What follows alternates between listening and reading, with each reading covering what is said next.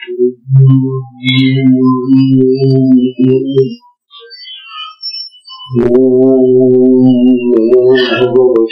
वासुदेवाय।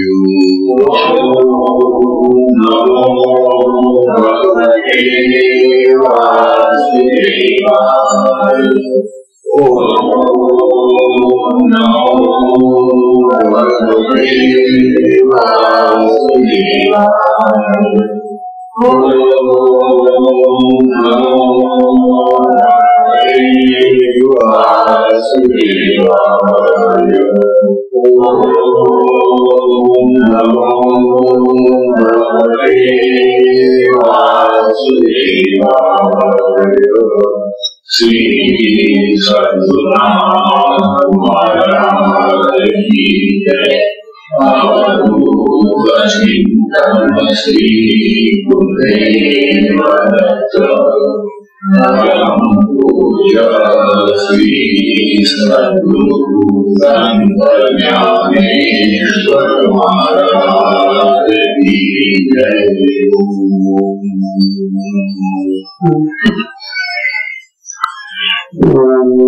नारायणं पद्मभवं वसिष्ठं शक्तिं व्यासं शुकं गौडपदं महन्तं गोविन्दयोगीन्द्रमथाशिष्यम्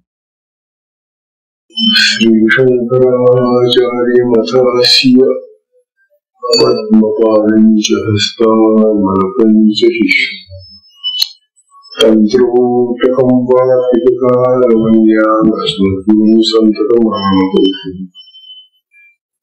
श्रुतिस्मृतिपुराणानामालयं करुणालयं नमामि भगवत्पादं शङ्करं लोकशङ्करम्। शङ्करं शङ्कराचार्यं केशवं बादरायणं सूत्रभाष्यकृतौ वन्दे भगवन्तौ नित्यं श्रुतं निराभासं निराकारं निरञ्जनं नित्यबोधं चिदानन्दं गुरुं ब्रह्म नमामि। ईश्वरो गुरुरात्मेति मूर्तिभेदविभागिने व्योमवद्व्यक्तदेहाय दक्षिणामूर्तये नमः। दक्षिणामूर्तये नमः।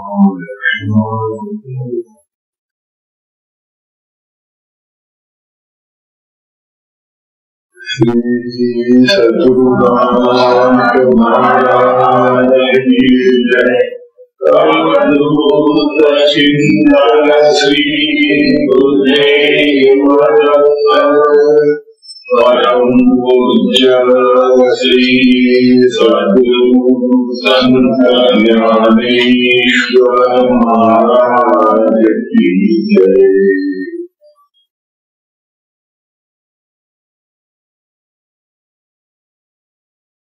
परम पूजनीय श्री सद्गुरु संत ज्ञानेश्वर महाराज साधकांचे माय बाप आणि योगी आणि भगवान विष्णूचे अवतार असलेले धनुवा यांचा श्री अमृतानुभव तथा अनुभवामृत नावाचा ग्रंथ आपण पाहत आहोत। अमृतानुभवाचं हे 6वे प्रकरण सुरू आहे। या 6व्या प्रकरणामध्ये धनु आपल्याला शब्दांचं खंडन होऊन राहिले। शब्द कसा खंडित होतो, शब्द कसा उपयोगाचा नाही, शब्द जगाच्या कार्यासाठी, जगाच्या माहितीसाठी, जगाच्या ज्ञानासाठी उपयुक्त आहे। संसारामध्ये कर्मांमध्ये शब्दाचा उपयोग आहे, परंतु ज्ञानवा सांगतात या शब्दाचा आत्म्यामध्ये काहीही उपयोग नाही, तो तिथपर्यंत पोहोचतच नाही। म्हणून शब्दज्ञानी जे लोक आहेत त्यांना ब्रह्मज्ञान झालं किंवा आत्मज्ञान झालं असं कधीही म्हणता येत नाही. आता ही जी अविद्या किंवा अज्ञान ज्यामुळे आपल्याला सांगणार तिचं स्वरूप काय आहे ते आपल्याला सांगताय.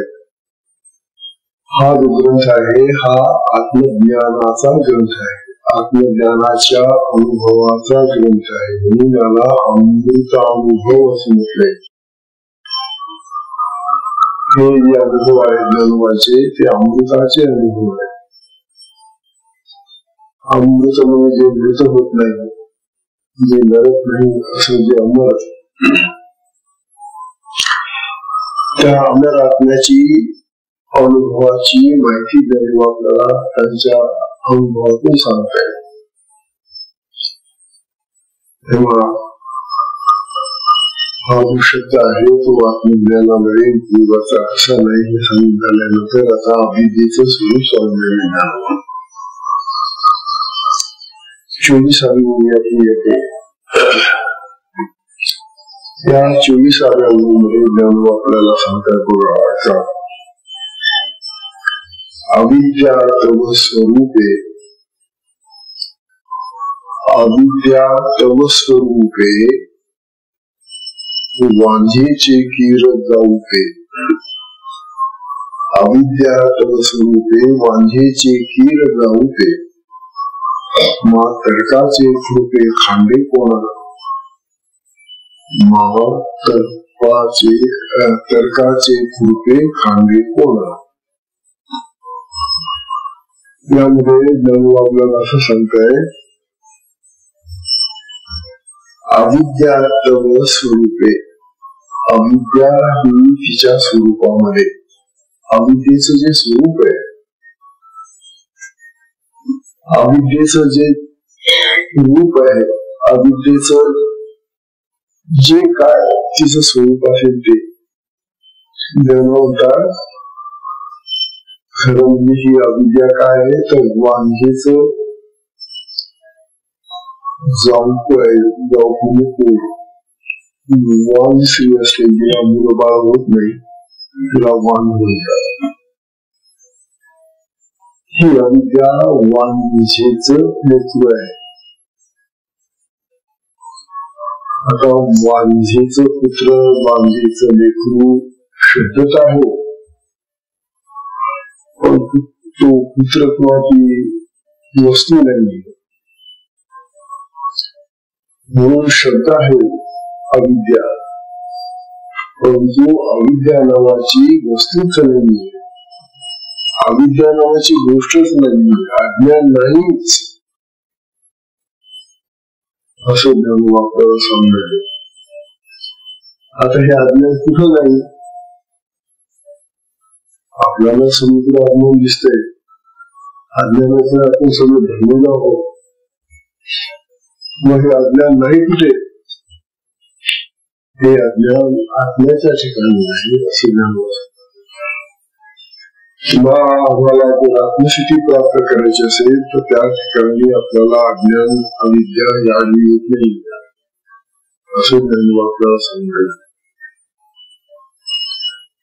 अविद्या तव स्वरूपे वांझेचे कीर जाऊपे, मा तर्काचे कृपे कोण खांडे कोण.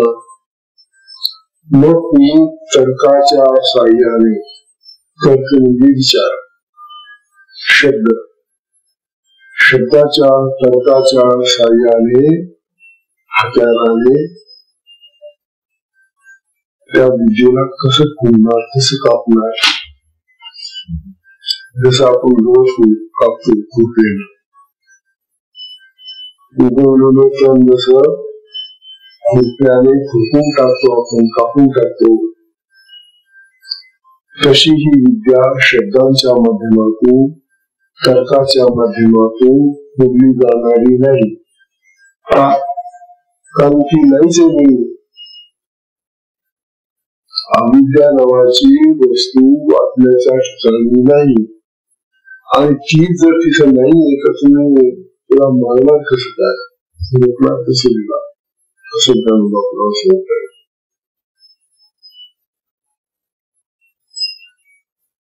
म्हणून या जगामध्ये 3 महत्वाच्या गोष्टी आहेत. बघा आता या निमित्ताने ज्ञानदेव आपल्याला सांगताय, अविद्या नाही. मग अविद्या जर नाहीये तर मग हे सगळं जगातले लोक कसं म्हणतात की अविद्या आहे, अज्ञान आहे, अविद्या आहे, आणि अविद्येमुळे आम्हाला कळत नाही, समजत नाही, आमच्या अंतःकरणामध्ये अविद्या भरलेली आहे, अज्ञान आहे, असे का म्हणतात? तर ज्ञानवांनी या जगातल्या पदार्थांचे विभाजन केलं. 3 प्रकारचे पदार्थ जगात आहेत. एक पदार्थ आहे सत. सत म्हणजे जो अखंड जशाचा प्रसार राहतो, अखंड राहतो, ज्याच्यामध्ये परिवर्तन होत नाही, बदल होत नाही, असा एक पदार्थ आहे, त्याला सत म्हणतात. दुसरा पदार्थ आहे अनिर्वचनीय. आता हा शब्द जरा अवघड आहे. अनिर्वचनीय म्हणजे जो वचनांमध्ये शब्दांच्या माध्यमातून आपल्याला कळत नाही. म्हणजे नाही, वचनीय म्हणजे बोलता येणार. अनिर्वचनीय म्हणजे ज्याच्या संबंधी बोलता येत नाही, असा एक प्रकारचा पदार्थ आहे. आणि तिसरा पदार्थ आहे अत्यंत अभाव. अत्यंत अभाव असलेला म्हणजे जो अत्यंत म्हणजे खूप, म्हणजे नाही, भाव म्हणजे दिसणारा, जो कधी दिसत नाही. अत्यंत अभाव ज्याचा आहे, जो कधीच आम्हाला दिसला नाही, असे काही पदार्थ त्या जगात आहेत. त्याची उदाहरणं देतात नाही. सत म्हणजे अखंड टिकणारं तत्व काय? अखंड राहतो, नित्य, पहिल्यापासून जसं आहे तसंच राहतं. ते म्हणजे ब्रह्म आहे किंवा आत्मा आहे. आत्माच सत आहे फक्त. मग ही जी अविद्या आली, माया आली, अज्ञान, ही कशी आहे? ज्ञानवंता तिच्या संबंधी बोलता येत नाही. का? कारण आपल्यामध्ये सापडतच नाही. आणि हे जगातले संबंध बोलतात की अविद्या हे अज्ञान आहे. म्हणजे आहे आणि नाही, मग तिला काय म्हणायचं? आहे नाही असं एकत्र कसं म्हणा? जे आहे आणि नाही अशा 2 पदार्थांचं एकत्रीकरण करता येईल आपल्याला.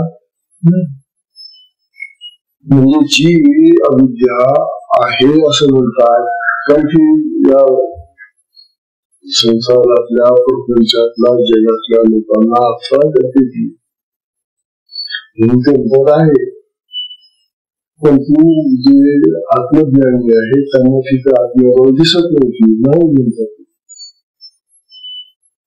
मग आता तुला आहे म्हणावं का नाही म्हणावं? म्हणून ज्ञानवांनी तिचं नाव ठेवलं अनिर्वचनीय. म्हणून अविद्या ही अनिर्वचनीय आहे, म्हणजे जिच्या संबंधी बोलताच येत नाही. कारण हे सगळे लोक जगातले सगळे म्हणतात की अविद्या आहे, अज्ञान आहे. तिला नाही कसं म्हणतो? बरोबर, ती म्हणतच आहे, पण आत्म्याला म्हटलं नाही. एका ठिकाणी नाही, एका ठिकाणी आहे, आहे नाहीचा असा जो प्रकार आहे, तिला अनिर्वचनीय म्हणतात. म्हणून माया जी आहे ती अनिर्वचनीय. आणि एक तिसरा प्रकार आहे तो अत्यंत कसा?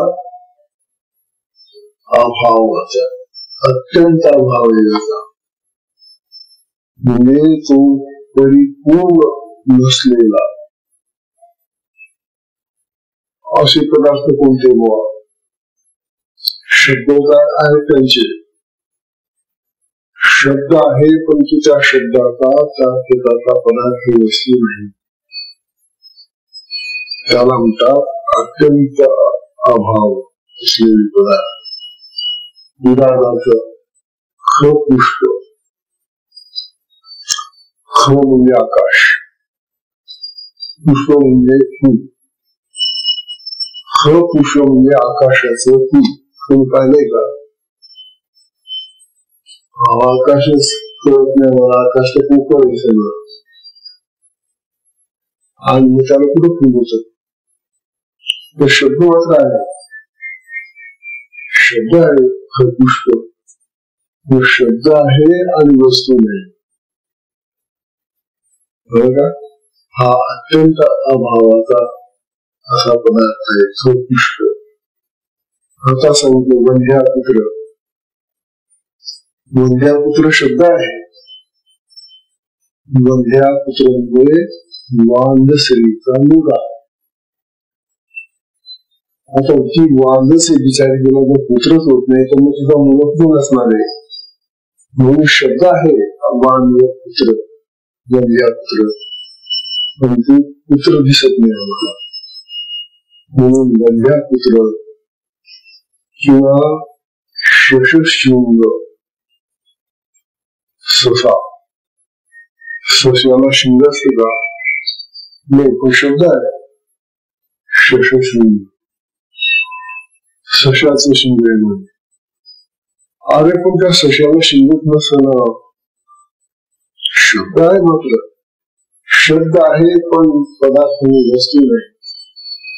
ही अत्यंत अभावाची स्थिती आहे.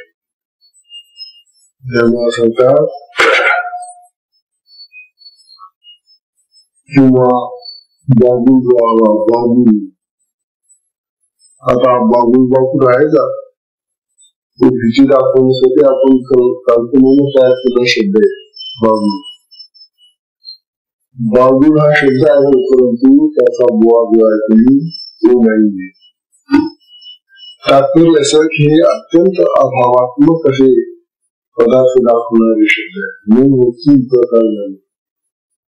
लक्षात ठेवा काय की एक सत पदार्थ आहे जो आत्मा आहे, ब्रह्म आहे, परमात्मा आहे, ईश्वर आहे, देव आहे, काय नाव द्या त्याला. तो अखंड विषयाचा कसा आहे, तो सत पदार्थ आहे, तो अखंड आहे. दुसरा जो प्रकार सांगितला ज्ञानोबांनी तो अनिर्वचनीय सांगितला की जो बोलण्यामध्ये सातत्य आहे, जो म्हणता येतो नाही पण म्हणता येतो असा जो पदार्थ असतो त्याला अनिर्वचनीय म्हणतात. की माया, अविद्या, अज्ञान. आणि तिसरा प्रकार सांगितला अत्यंत अभाव. आता जेव्हा आपल्याला असं विचारतात, आपण सर्व लोक या जगामध्ये मनुष्य देहाने जन्मलो. सगळ्यात उत्कृष्ट देह आहे.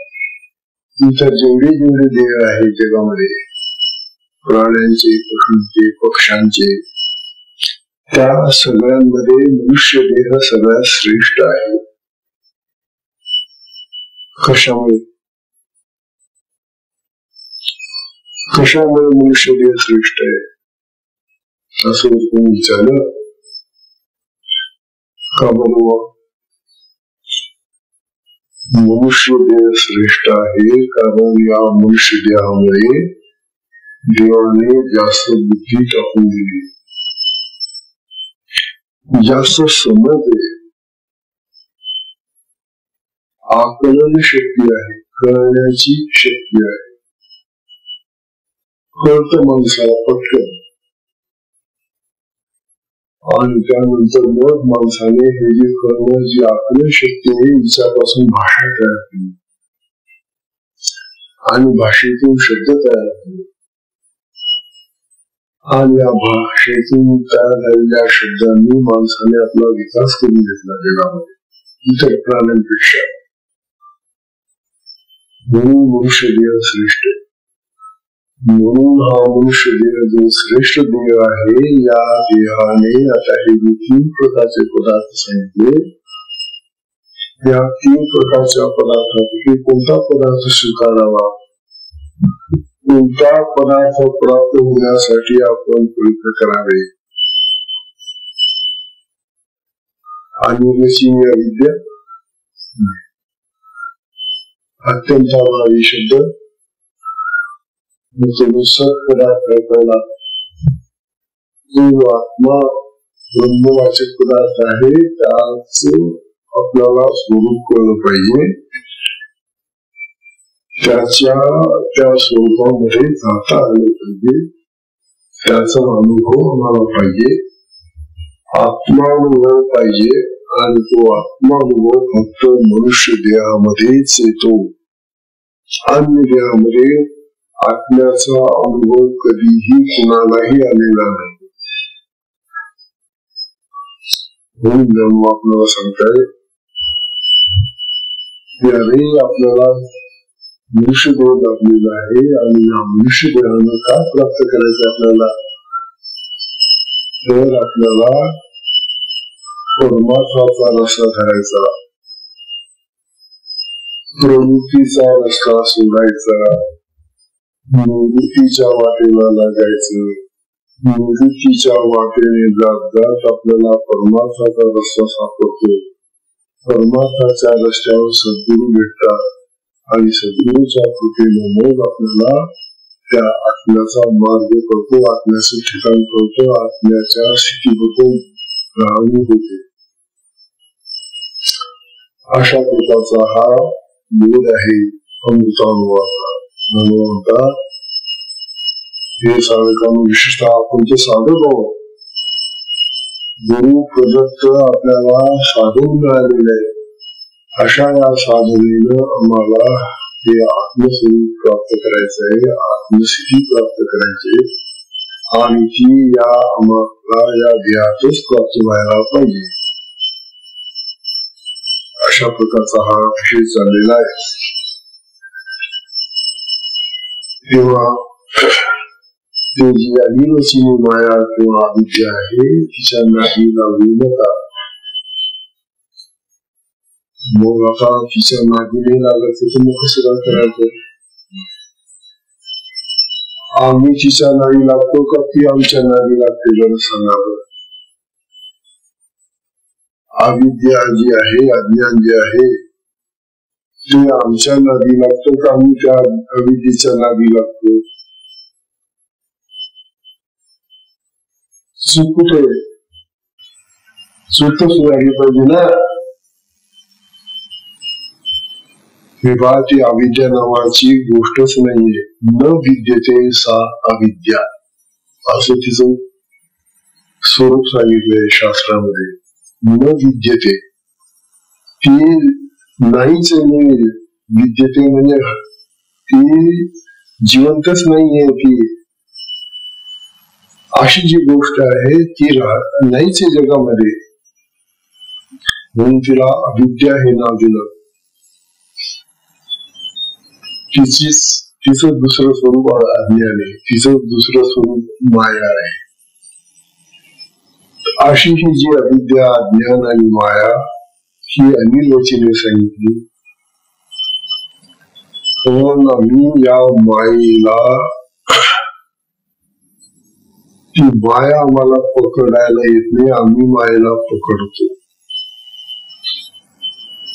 गोष्ट अशी पण मायेला काही आता पाहिलं आपण की माया नावाची गोष्टच नाहीये, तर ती आम्हाला कशाला धरायला येईल? अविद्या आमच्याकडे येत नाही हो. आम्ही अविद्येकडे जातो, अज्ञानाकडे जातो. कसं काय आम्हाला काय हौस आहे का तिच्याकडे जाण्याची? ती जो नाहीच आहे. आणि जिच्यामुळे दुःख निर्माण होतात म्हणे अविद्येमुळे, मग दुःखामुळे जाण्याची का आम्हाला मुद्दाम हौस आहे का? अहो हा संसार खरा आहे का खोटा आहे का म्हणता तुम्ही? आम्ही जो संसार करून राहिलो आता, हा खरा का खोटा? हे जे जगत आहे हे खरं का खोट? अरे बापरे, आम्हाला तर खरं दिसून राहिले. संसार खरा आहे, मुलं आहे, बाळ आहे, घरामध्ये भांडे कुंडे कपडे लत्ते दाग दागिने सगळं आमचा व्यवहार चाललेला आहे, खरं आहे. हे जे खरं आहे का?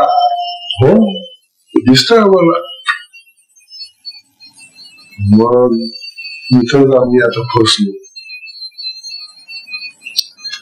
ज्याला तुम्ही खरं खरं म्हणता ते तिन्ही काळामध्ये तसं राहतं का?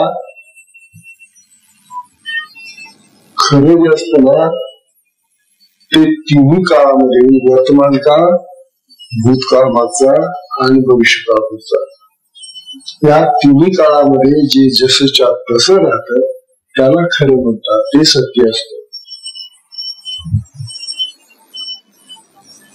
समजा कोणी आपल्याला काही म्हटलं, शब्द दिला, अहो मी तुम्हाला मदत करेन बरं का. आता हे जे असं या माणसाचं मौन, मी तुम्हाला मदत देईन, आणि खरोखर मदतीचा प्रसंग आला आपल्यावर, आपल्याला पाहिजे आता मदत, मग आपण गेलो त्याचं लोक, तो म्हणून नाही वा आता नाही मदत पुढे पाहू. अगं तुम्ही म्हटलं होतं ना तुम्हाला जेव्हा लागेल मदत तेव्हा मी करेन. मग याचं हे बोलणं मागच्या भूतकाळातलं बोलणं आता खरं झालं का? खरं जे असतं ते तिन्ही काळात सारखंच असतं. म्हणजे जो भूतकाळामध्ये जे बोलला तेच वर्तमान काळात बोलेल, आणि जे बोलला वर्तमानात ते भविष्य काळात घडेल. वर्तमान, भूत आणि भविष्य तिन्ही काळामध्ये जे सारखं राहतं त्याला खरं म्हणतात, त्याला सत्य म्हणतात. मग तुम्ही सांगा, हा आपला देह आहे, शरीर आहे, शरीर खरं आहे का हो? या नियमाने जर पाहिलं तर शरीर खरं नाही. का? कारण भूतकाळामध्ये एवढेच होतो का आम्ही जेव्हा जन्म घेतला तेव्हा एवढं होतं का आमचं शरीर? इतकं कोंडाचं होतं का? इतकं वजनाचं होतं का? नाही. मुलं जन्माला तर जास्तीत जास्त 7 कोंडाची, 5, 6, 7, 8 अशा प्रकारचे. आता आमचं वजन पाहणं किती झालं. मग तुमचा देह बदलणार आहे की नाही? मग तो खरा आहे का? आणि आतापर्यंत आम्ही मानून चालू आहे की देह आमचा खरा आहे, मी खरा आहे. अरे तुझा देह खरा नाही, तुझी कर्म करतोय, तुझा संसार आहे ज्याला संसार म्हणतो, ते सगळं परिवर्तनशील, बदलणारे आहे, नाश पावणार आहे. मग ते खरं आहे का? मग जे खऱ्यासारखं वाटतं आणि जे खरं नसतं त्याला अविद्या म्हणतात. अविद्या कोणाला म्हणतात? खरं वाटतं मला ते, पण ते खऱ्यासारखं नाही असं जे वाटणं, ती अविद्या आहे, ती अनिर्वचनीय. कारण ती आहे असं पण वाटते, नाही पण वाटते. म्हणून ज्ञानोबा सांगताय की अनिर्वचनीय अशा ज्या वस्तू आहेत त्यांच्या मागे लागू नका, ते खरं मानू नका. मग पहिलं जे सत आहे ना, जे अखंड तिन्ही काळामध्ये तसंच जातं, आत्मा तिन्ही काळामध्ये सारखा आहे. मग त्याच्या प्राप्तीसाठी लागा, ते स्वरूप प्राप्त करण्यासाठी लागा, परमार्थाचा रस्ता धरा. हे ज्ञानोबांना आपल्याला सांगायचं. आणि ते अत्यंत अभावाच्या त्या दृष्टीचे ते दाखवते, ते काही खरं नाही, कारण त्याच्या वस्तूच नाहीये, त्याच्या मागे लागण्यात काय अर्थ नाही. तात्पर्य माया, अविद्या आणि अज्ञान आणि सत असा रूप परब्रह्माचा ब्रह्म किंवा आत्मा यांच्या मधलाच आपल्याला फरक करून आपण आत्म्याकडे जायला पाहिजे, आत्मस्थिती प्राप्त करण्यासाठी लागलो पाहिजे. हा खरा उद्देश आहे अमृतानुभव म्हणला. याच्यावर आता ज्ञानोबा आपल्याला अनेक प्रकारच्या युक्तींनी हे ठसून राहिले, हा बोध देऊन राहिले की शब्दाचा उपयोग ज्या शब्दाला आपण खरं समजतो, शब्द खरं की नाही, आपण जे बोलतो आता हे शब्द, जे वास्तव ते शब्द, ग्रंथामध्ये शब्द, शब्द हा जो आम्ही विचारतो हा शब्द खरा का खोटा? मग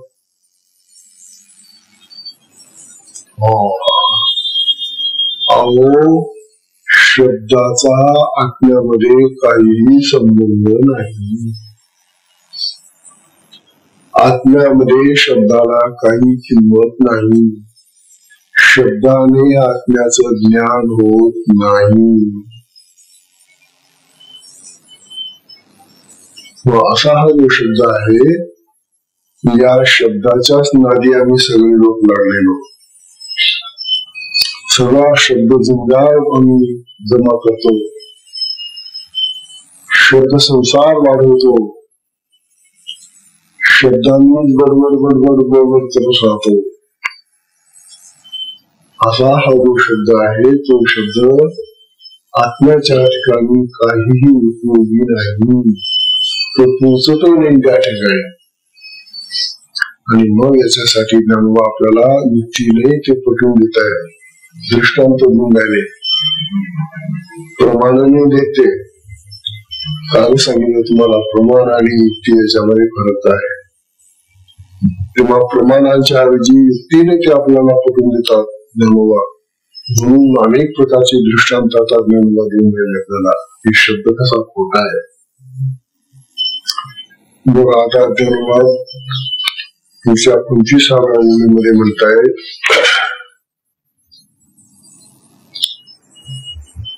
इंद्रधनुष्याशिते इंद्रधनुष्याशिते कवन धनवयीन लागविते, कवन धनवयीन लागविते,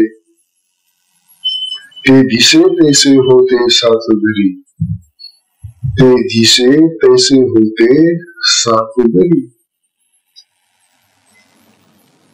सोपी दृष्टांत आहे. धन्वंतात इंद्रधनुष्य कुठं असतं? इंद्रधनुष्य, इंद्राचं धनुष्य.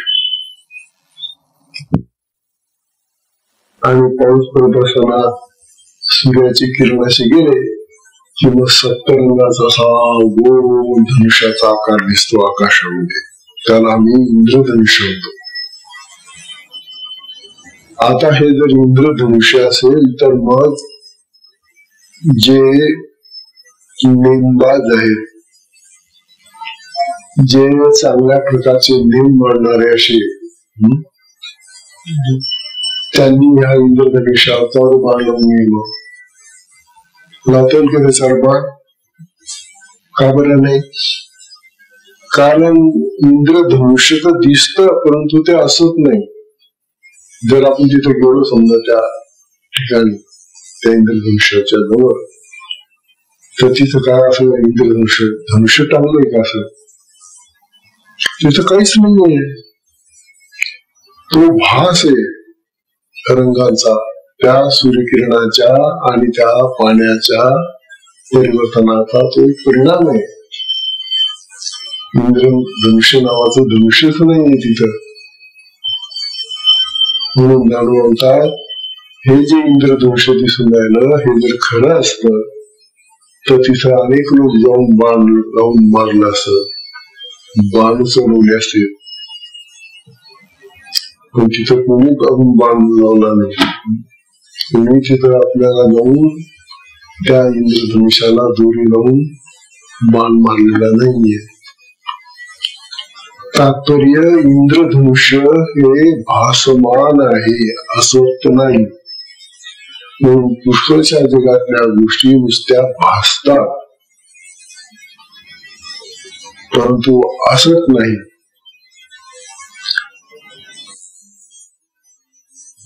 सांगतात किंवा दुसरा दृष्टांत देतात, तसा हा जो शब्द आहे ना, किंवा ही ज्या विद्या आहे ना, ही अशीच प्रकारची भासमान आहे. तेव्हा ही अविद्या भासमान आहे. किंवा दुसरं उदाहरण करणार, अगस्तीचिया कौतुका, अगस्तीचिया कौतुका पुरती जरी मृगतृष्णिका, पुरती जरी मृगतृष्णिका, तरी मार देतो तर्का अविद्येशी, तरी मार देतो तर्का अविद्येशी. ज्ञानोबा एका कथेचं स्वरूप सांगत असताना एका कथेतून आपल्याला दृष्टांत देत आहे. अगस्ती नावाचे महाऋषी गेले. या अगस्तींनी एका चूळमध्ये सगळा समुद्र घेऊन टाकला होता, अशी यांची कथा आहे. हा समज होते. सगळा समुद्र त्यांनी घेऊन टाकला एका आश्रमामध्ये. सगळा कोरडा उमला समुद्र.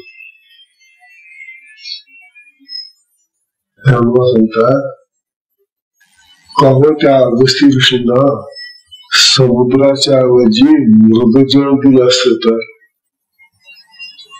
आता हे खरं जळ पिऊन गेले, ते समुद्राचं खरं होतं ते.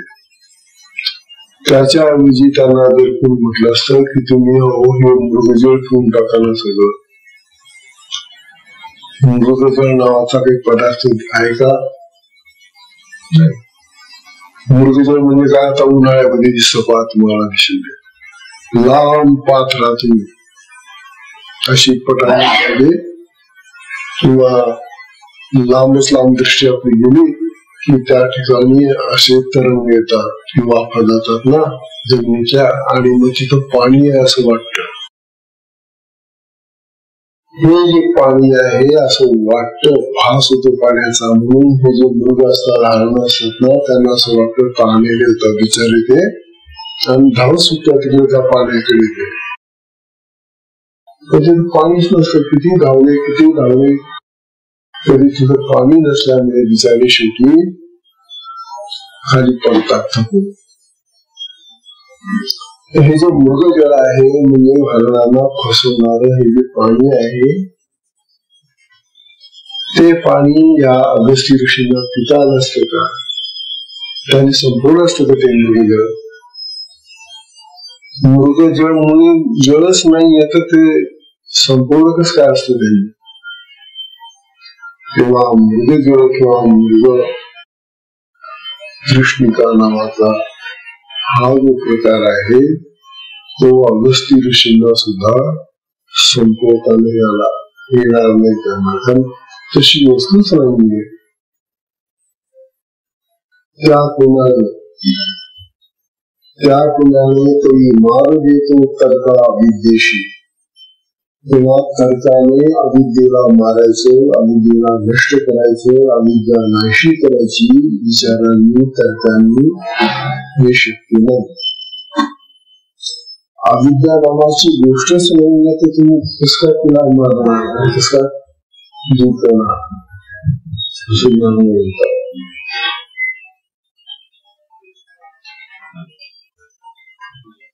आता तुम्ही असं म्हणा ज्ञानोबा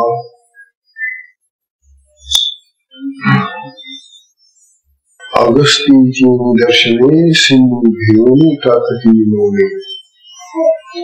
अगस्ती ऋषींना तो सिंधू म्हणजे समुद्र पाहिल्याबरोबर तो त्यांनी मौनाने सगळा समुद्र पिऊन टाकला.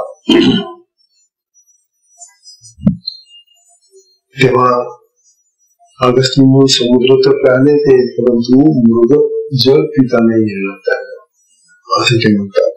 त्याप्रमाणे तर्काने विचारांनी शब्दांनी अविद्या नष्ट होऊ शकत नाही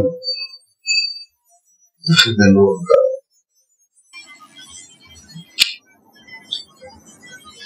अविद्या जर सिद्धच होत नाहीये, अविद्या कुठल्याही प्रकारे जर आमच्या हातातच सापडत नाहीये, तर तिला आम्ही मानत कसं शब्दांनी? पुढचा दृष्टांत दृष्टांत बोलणं चाललंय सगळे बनवतात. साहे बोलाची वळगी, साहे बोलाची वळगी ऐशी अविद्या असे जगी. साहे बोलाची वळगी ऐशी अविद्या असे जगी. तरी जाळू नाका आगी गंधर्व नगरे, तरी जाळू नाका आगी गंधर्व नगरे. धन्वा एकाच ओळीमध्ये दोन दृष्टांत देऊन राहिले. साहे बोलाची वळगी,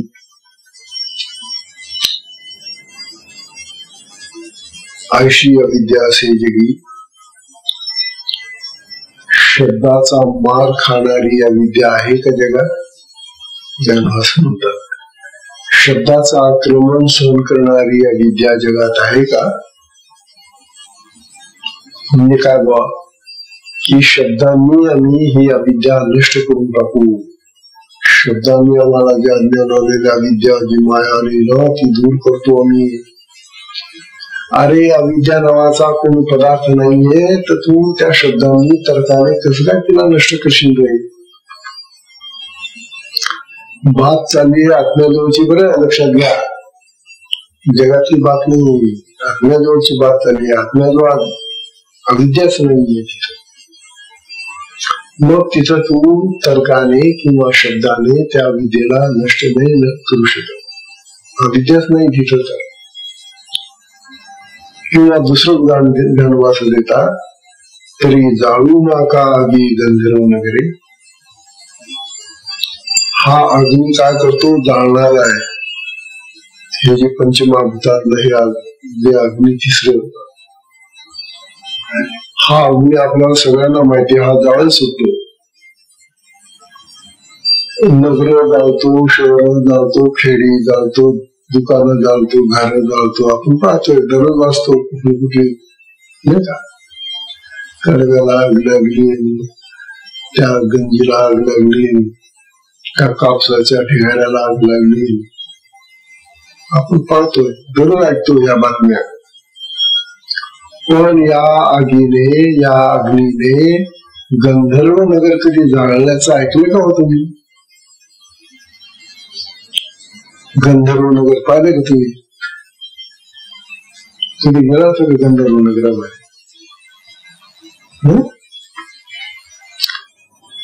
गंधर्व नगर कुठे आहे? असं गंधर्वाची नगरी कुठे आहे? पाहिलं नाही? अरे का कमाल आहे. दररोज पाहता तुम्ही आणि नाही म्हणता कुशा. अरे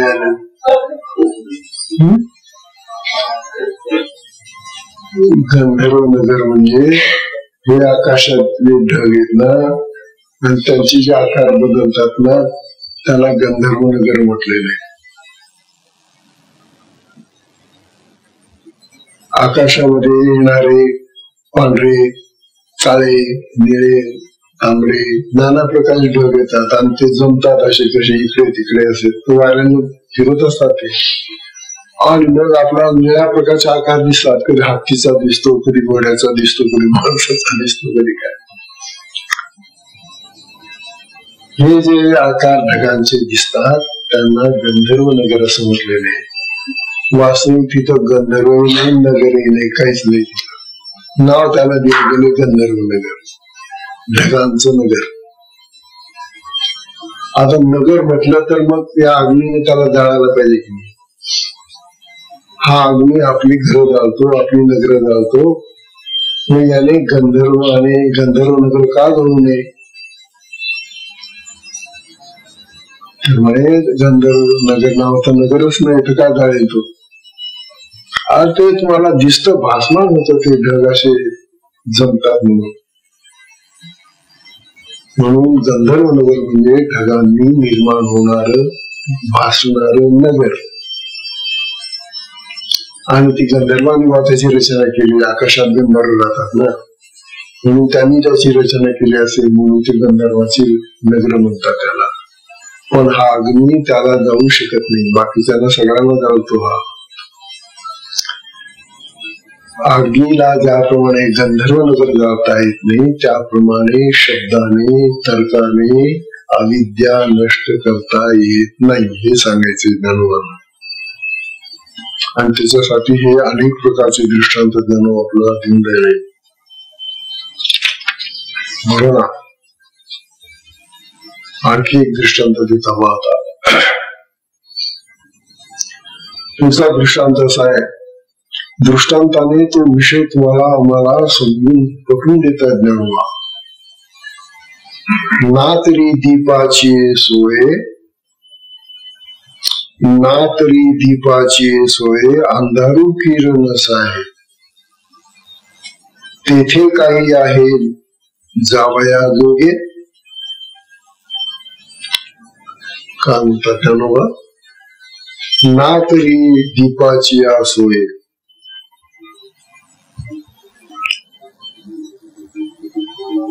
म्हणजे दीपाची सोय म्हणजे दीपाच्या सहवासात, दीपाच्या प्रकाशात, दिव्याच्या प्रकाशामध्ये कोण येत नाही, कोण भीतो यायला अंधार. अंधार म्हणजे दिव्याच्या समोर यायला भीतो. आता इथं खरे, आता बाहेर अंधार आहे, आता आपल्या हॉलमध्ये प्रकाश आहे. बरोबर त्या अंधाराला, हे अंधारा अंधारा इकडे रे,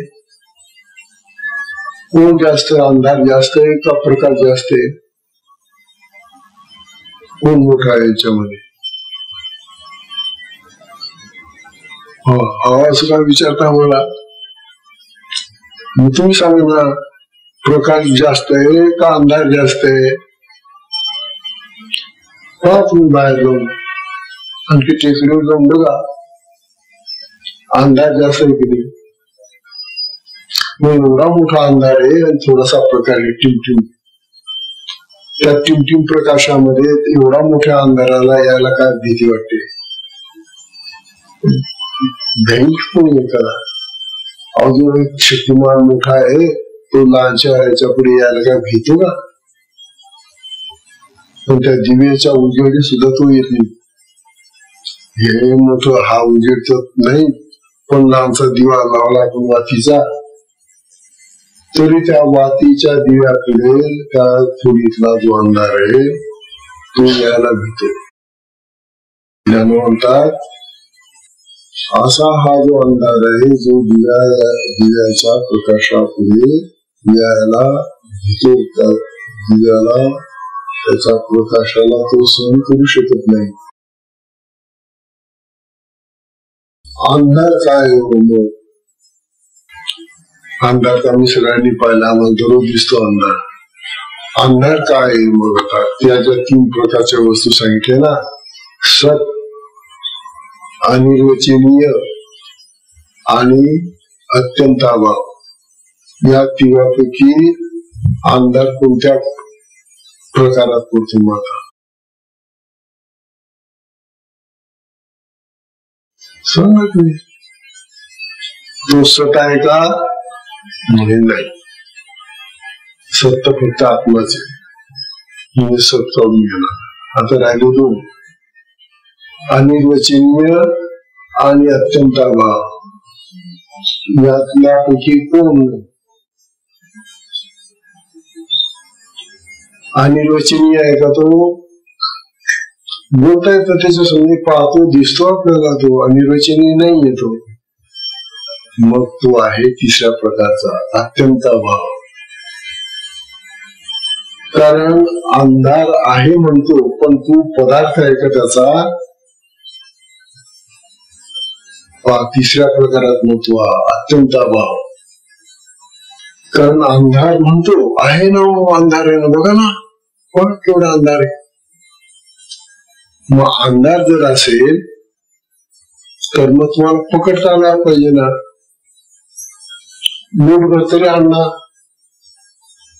टोपलं भरलं का जाऊ द्या, पण मूठभरचा अंधार घेऊया. अंधार नावाचा पदार्थच नाहीये.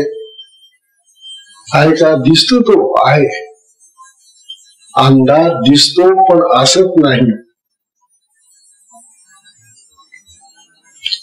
म्हणजे ज्ञानोबा म्हणतात, शब्द अंधार नावाचा शब्द आहे, परंतु त्या शब्दाचा पदार्थ नाहीये. म्हणून हा अत्यंत अभावात्मक असा प्रकारात मोडणारा आहे अंधार. आणि हा अविद्येचा भाऊ आहे अंधार. अविद्येचा भाऊ कसा? कारण आपल्या अंतःकरणामध्ये अविद्या असली, आपल्या मनामध्ये अविद्या असली, बुद्धीत अविद्या असली म्हणजे असं अंधार राहतो. आणि अंधारामध्ये आपल्याला दिसतं काही नाही, तो आपल्याला दिसू देत नाही, आपल्या डोळ्यांना काही दिसू देत नाही. तसं आपल्या बुद्धीमध्ये अंधार आला, मनामध्ये अंधार आला, अंतःकरणामध्ये अंधार जमला की मग आपल्याला काही दिसत नाही, म्हणजे आपल्याला काही समजू देत नाही. ते काय करावं आता, काय आणि कसं करावं आता, हे जेव्हा काही कळत नाही, जेव्हा आमची अशी दिशाभूल होऊन जाते, जेव्हा आमचं मर्म चुकून जातं, जेव्हा आमचं कर्म बिघडायला लागून जातं, तेव्हा समजावं या विद्या आहे. पण दिसते का? दिसत. अविद्येमुळे सगळं बिघडतंय हे तर आम्हाला माहिती आहे. परंतु ही अविद्या नावाची कोणी वस्तू आहे का?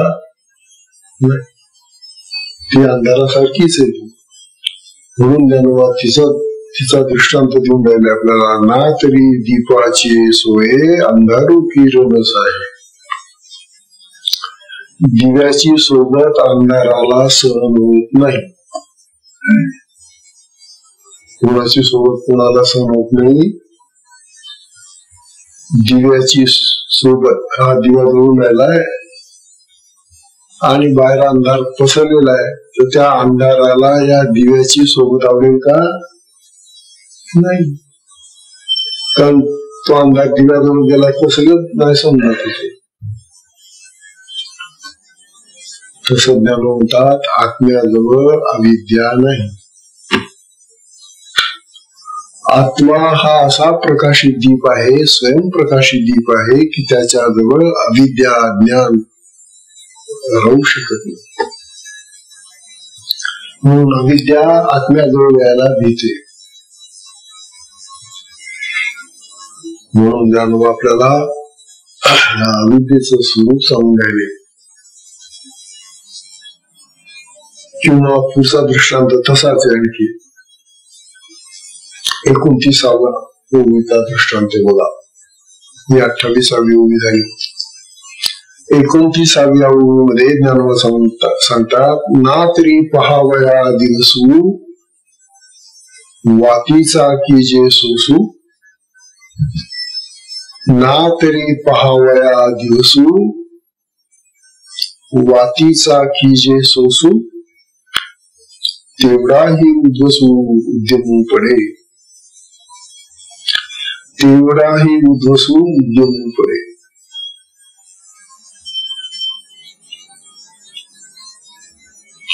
ज्ञानोबा काय समजायला पाहता म्हणतात, ना तरी पहावया दिवसू. आपल्याला दिवस पाहायचाय, सूर्य पाहायचाय. बरं का, उगवणारा सूर्य पाहायचाय आम्हाला. मग चला चला हो आलो दिवस आता आपल्याला पाहायचा ना, सूर्य उगून राहिला ना. मग काय करा, मग घ्या ना दिवे हातामध्ये, चला ना आपण दिवा सूर्याला पाहू ना. लावा ना वाती, त्याला नसली वाट लावून घ्या ना. पेटवा ना त्या वाती दिव्याच्या, त्या दिव्यामध्ये तेल टाका, वाती घाला, पेटवा त्यांना आणि चला घेऊ कुठं, सूर्याला पाहायला. अरे सूर्याला पाहायला तुमच्या एवढ्या टिमटिमणाऱ्या ज्योतीनं तो सूर्य तुम्हाला दिसेल का? सूर्याचा एवढा महाप्रकाश आहे की त्या प्रकाशापुढे तुमची टिमटिमणारी ज्योती कुठे टिकते? मग कशाला दिवे लावण्याची खटपट करता हो तुम्ही? म्हणतात पहा ना तरी पहावया दिवसू वातीचा कीजे सोसू. वातीचा सोसू कीजे म्हणजे वात लावण्याची खटपट कशाला करतात? तुम्हाला बिना दिव्याने सुद्धा तो सूर्य दिसणार आहे ना. मग दिवा घेऊन कुठचा नाही तुम्ही पाहायला सूर्याला? सूर्याला पाहायला का दिवा घेऊन जाता का कधी? द्यावं बॅटरी, द्यावं कंदील, द्यावं दिवा, का तो सूर्य उगून राहिला पाहायला? अरे वेड्या, सूर्याला पाहायला तुला दिवे लागतात? ही व्यर्थ खटपट आहे दिवे लावण्याची, वात लावण्याची, नाही का? तशी शब्दांनी आत्म्याजवळ अविद्या आहे ती नष्ट करायची आम्हाला, म्हणून चांगले चांगले शब्द जमवा. त्या शब्दांनी आम्हाला आत्म्याजवळची ही जी अविद्या ज्ञान आहे ना ते नष्ट करून टाकायचंय. व्यर्थ. अशा प्रकारे ज्ञानवांनी आपल्याला शब्दाचं खंडन चालवलेलं आहे. शब्दाचा आत्म्याच्या जवळ कुठलाही काही उपयोग नाही. आत्म्याजवळ शब्द जाऊ शकत नाही आणि म्हणून आत्म्याचा आणि शब्दाचा संबंध नाही. शब्द फार तर तुम्हाला या जगातल्या संसारामधल्या नश्वर गोष्टीमध्ये मदत करतील, परंतु शाश्वत तशा त्या आत्म्याच्या ठिकाणी शब्दाचा कुठलाही काही प्रकाश नाही, उपयोग नाही. शब्दांचं अवडंबर किती माजवा तुम्ही, शब्दांनी तुम्ही या जगातल्या लोकांना वळवाल, फसवाल, चिडवाल, काही करू शकता तुम्ही, परंतु आत्म्याच्या ठिकाणी शब्दाचा कुठलाही संबंध नाही, कुठलाही परिणाम नाही, कुठलाही काहीच नाही. अशा प्रकारे ज्ञानो आपल्याला शब्दांचं खंडन करण्यासाठी अनेक प्रकारचे दृष्टांत देऊन राहिले. 29व्या ओवी झाली. त्याला 30वी ओवी येते, ती फार महत्वाची पुष्कळ ओवी येतात. तेव्हा सत्संगाची वेळ संपलेली, म्हणून सत्संगाला आपण विश्रांती देऊया. हरिओम तत्सत.